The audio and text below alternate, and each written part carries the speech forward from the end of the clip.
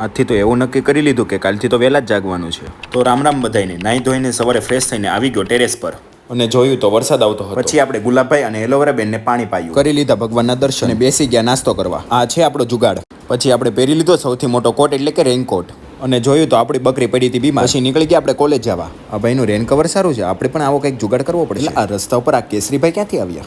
જેટલી વરસાદથી બીક નથી લાગી એટલી તો આ ફુવારાથી લાગે છે. પછી આવી ગયા આપણે કોલેજ. પછી આપણે આપણા રેનકોટને કર્યો ઠેકાણે. પછી ખોલી આપણે કોલેજની બારી. લાગે છે આજે વાતાવરણ તો બહુ મસ્ત છે.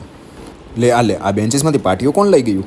એટલે આ દૂધવાળા ભાઈને ભણવાની ઈચ્છા જાગી લાગે. આ ભાઈ આની કરતાં ભણવામાં ધ્યાન આપ્યું હોત તો અત્યારે MBBS હોત. તો આજે આપણે નવરા બેઠા બેઠા એક નવી શોધ તો કરી નાખી. પછી હું અને આડીભાઈ વરસાદની મોજ લેતા લેતા નીકળી ગયા ઘર તરફ જવા માટે. આ તો ગાયો વરસાદની મોજ માણવા નીકળી લાગે. એ ભાઈ તમારા બસનું શટર તો ખુલ્લું છે ભાઈ.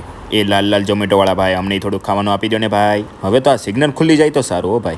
પાછા આવી ગયા ઘરે અને આવી ગયા ટેરેસ ઉપર વરસાદનો આનંદ